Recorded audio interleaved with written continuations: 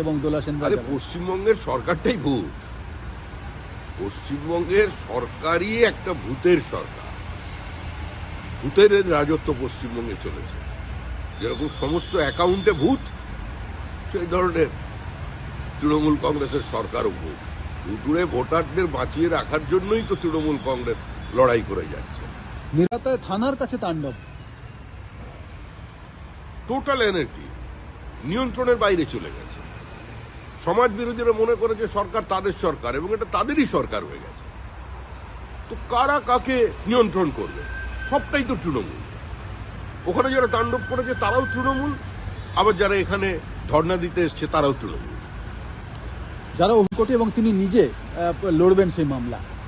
যতই করো মামলা, বিজেপি নেবে বাংলা, এটাই কালের দেওয়াল লিখন। এবং দোলা সেন আরে পশ্চিমবঙ্গের সরকারটাই ভূত। পশ্চিমবঙ্গের সরকারই একটা ভূতের সরকার। ভূতের রাজত্ব পশ্চিমবঙ্গে চলেছে। যেরকম সমস্ত অ্যাকাউন্টে ভূত, সেই ধরনের তৃণমূল কংগ্রেসের সরকারও ভূত। ভুতুড়ে ভোটারদের বাঁচিয়ে রাখার জন্যই তো তৃণমূল কংগ্রেস লড়াই করে যাচ্ছে।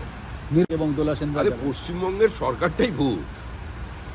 পশ্চিমবঙ্গের সরকারই একটা ভূতের সরকার। ভূতের রাজত্ব পশ্চিমবঙ্গে চলেছে।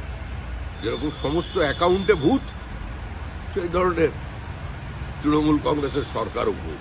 ভুতুড়ে ভোটারদের বাঁচিয়ে রাখার জন্যই তো তৃণমূল কংগ্রেস লড়াই করে যাচ্ছে। নিরাপত্তায় থানার কাছে তাণ্ডব। টোটাল এনার্জি নিয়ন্ত্রণের বাইরে চলে গেছে।